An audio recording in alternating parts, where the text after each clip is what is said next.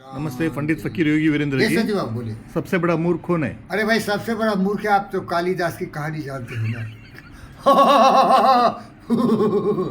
अरे कालिदास तो सबसे बड़ा संस्कृत का विद्वान बना, लेकिन पंडितों की एक सभा थी जो कि विद्योत्मा नाम की एक अति सुंदर और विदुषी महिला से शादी करने के लिए उसका स्वयंवर रचा गया। और उसके पिता ने बोल दिया कि जो भी ज्ञानी पंडित उसकी पुत्री विद्योत्मा को पराजित कर देगी उससे उसकी शादी तय हो जाएगी। तो जितने भी पंडित थे वो जाते थे विद्योत्मा के साथ, शस्त्रास्त्र करते थे और सभी पराजित हो जाते थे।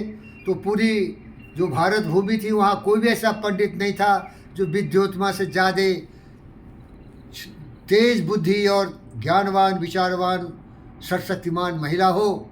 तो इसके लिए क्या किया, वो पंडितों ने गुटबंदी कर लिया और सोचा इस औरत का अहंकार तोड़ना है।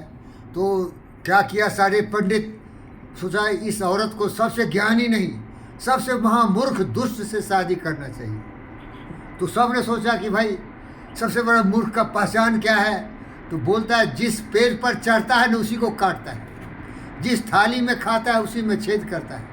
वो गद्दार मक्कार कमीना जानवर की प्रवृत्ति का हो, स्वार्थी हो, लोभी हो, कामी हो, दुष्ट हो, अपने अलावा कुछ नहीं है और उसको पता भी नहीं है कि क्या कुकर्म कर रहा है। पेड़ पर चढ़ गया उसी को काटता है। चलो पेड़ देखते हैं। खोजते खोजते एक लकड़हारा मिला। वो जिस पेड़ पर बैठा था, ये मान लो ये पेड़ है, यहाँ बैठा था, इसको यहाँ से काट रहा था। समझ में आ गया क्या? समझ में आया। यहाँ बैठा था, ये पेड़ है और इसको काट रहा था। जैसे लोगों ने मेरा बाँह काटा, मेरा जिंदगी को बर्बाद कर दिया, इस पर बैठ के यहाँ काट रहा था। बोला वाह मिल गया। हाँ क्या हुआ? मिल गया, पकड़ो इसको। वो बोला भैया उतर जाओ। बोला क्यों भाई? वो देखा बहुत लोग हैं तो डर के मारे भागा, सोचा मैं चोरी कर रहा हूँ, पेड़ काट रहा हूँ, इसीलिए पकड़ने आया है। बोला नहीं पकड़ने नहीं आया है, आपको मैं सम्मानित करूँगा, खाना पीना सब सुविधा दूंगा। तो लोभी भी था, वो साला उतरा नीचे। अब बोला देखो भाई एक काम है, जितना पैसा कौड़ी चाहिए पूरी ज़िंदगी की जिम्मेदारी लेता हूँ और पंडित का ड्रेस भी पहनाता हूँ। बहुत खुश हुआ, वाह खिलाओगे पिलाओगे, ड्रेस पहनाओगे, हाँ हम लोगों की तरह दिखोगे तुम, लेकिन एक ही रिक्वेस्ट है, बोलना नहीं। क्या है? बोलना नहीं, चुपचाप रहना। तुम चुप रहना एकदम, कभी बोलोगे ना तो तुम्हारा भंडाफोड़ हो जाए। इसीलिए जो मूर्ख है ना, जो दुष्ट है, उसकी शक्ति है मूक, साइलेंस। इसीलिए कहा गया है साइलेंस इज गोल्डन। सबके लिए, हम सभी मूर्ख है भाई। कौन ज्ञानी है? जो अपने को ज्ञानी समझता वो सबसे बड़ा ज्ञानी है। सोक्रेटिस क्या बोला? I am the wisest because I know nothing. मुझे बहुत जानने को है। न्यूटन भी यही बोला, मैं कुछ नहीं जानता हूँ। तो इसीलिए silence is golden, silence is smile. ये हर व्यक्ति का एक शक्ति होता है। तो उसको पहना उना के ले गया और स्वयंवर में बैठा दिया। अब ये बिल्कुल पंडित दिख रहा है, देखने में बहुत सुंदर था, बहुत ही अद्वितीय दिख रहा था वो, लेकिन अज्ञानी था, अनपढ़ गंवार दुष्ट था। तो विद्योत्मा को बोल दिया कि देखो ये पंडित ध्यान में है अभी, हम लोगों ने आपकी भलाई के लिए, क्योंकि आप अविवाहित रह जाओगी तो दुनिया के सबसे बड़े पंडित को पकड़ के लाया, सबसे बड़े ज्ञानी है। ये शांत है, ये भी ध्यान में है, बोलेंगे नहीं, चुप रहेंगे। आपको पूछना है कि इशारों में बात करें। तो विद्योत्मा ऐसे उसको उंगली उठाया। वो मूर्ख सोचा कि मेरे आँख में एक उंगली मारने वाला है, मुझे अंधा करेगा। तो बोला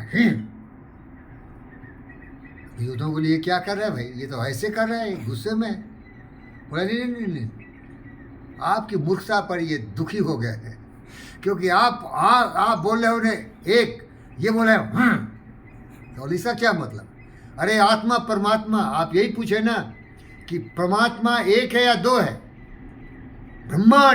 ब्रह्मांड को चलाने वाली जो सर्वमान शक्ति है वो एक है या दो है? ये बोला दो है। ताली मार दी, आप हार गए। आप बोले एक ना, ये दो बोला सही है। सब मिलके बोला यही सही है, आप गलत है, चलिए शादी कर लीजिए। अब सब मजबूर कर दिया उसको कि दो है। ये बेवकूफ़ लोग बोलता है ना आत्मा परमात्मा है, परमात्मा आत्मा कुछ नहीं, ना परमात्मा है ना आत्मा है, कुछ नहीं भाई। बुद्धि जो सोच है ना, प्राणी अपने प्रभु से पूछे किस विधि पाओ तो है, प्रभु कहे तो मन को पाले, पा जाएगा मोहे, तेरा मन दर्पण कहलाए। परमात्मा तुम्हारी सोच है, परमात्मा तुम्हारी बुद्धि है, परमात्मा तुम्हारी सुबुद्धि है, परमात्मा तुम्हारा यामा नियामा है, अहिंसा सत्यास्था ब्रह्मचर्या परिग्रह सुरक्षा संतोषा सबका स्वाध्याय ईश्वर परिधाना। जो 10 को जान लिया वो खुद परमात्मा हो गया। इसीलिए आप हिंदू धर्म में देखोगे बहुत सारे भगवान हुए। भगवान का मतलब भाग्यशाली ज्ञानों से परिपूर्ण व्यक्ति, वही भगवान का रूप है। राम ऐसे थे, कृष्ण ऐसे थे, मर्यादित थे, ये ज्ञान था उनको। ठीक है, शादी हो गया। अब शादी होगा तो ठोकाई होगा ना भाई। तो रात में गया, उस स्वयंवर के बाद रात में गया, कोहबर घर बोलते हैं हिंदू में भाई, है ना, कोहबर। हनीमून मनाने गया तो दोनों लिपटे चिपटे, तो बाहर एक ऊँट था, वो भुर्र भुर्र करना शुरू किया। तो विरोधता बोली, ये साला बोलना शुरू कर दिया, ऊँट बलबलाता है। क्या बोला? ऊँट बलबलाता है। हाँ, विद्वत्मा समझ गए, ये महामूर्ख। समझ रहे सर? तो प्यारे दोस्तों, माफ़ी चाहता हूँ, मैं थोड़ा शब्दों का दुरुपयोग करता हूँ, कुछ उसमें आ जाते ऐसे जो कि सब समाज में नहीं बोलना चाहिए। लेकिन वाणी की तीक्ष्णता और शक्ति उसी में है कि सच को सच प्रकट करो। हमने इस शब्दों का इस्तेमाल नहीं किया, ये पहले से थे। तो सबसे बड़ा मूर्ख है जो धोखेबाज हो, लोभी हो, लालची हो, कामी हो, क्रोधी हो, दुष्ट हो। वो किसी को नहीं छोड़ता, वो बिल्कुल एक सांप की तरह होता है। कितना भी दूध लाला पिलाओ उसको, कितना भी दूध और लावा खिलाओ, एक दिन डसेगा। इसीलिए आपने बोला मूर्ख वो है जो सब पर भरोसा करता है। मूर्ख वो है, और क्या बोले? मूर्ख वो है जो सब पर भरोसा करता है। मूर्ख वो है जो सोचता नहीं, जो सोचता नहीं है। Yes. तो सोचता नहीं है तो महामूर्ख है ही भाई। जिसको बुद्धि ही नहीं है, जिसका फॉर्मूला नहीं है जिंदगी जीने का, वो तो मूर्ख है ही भाई। इसमें क्या डाउट है? ओम शांति। ओम शांति, ओम शांति, ओम शांति।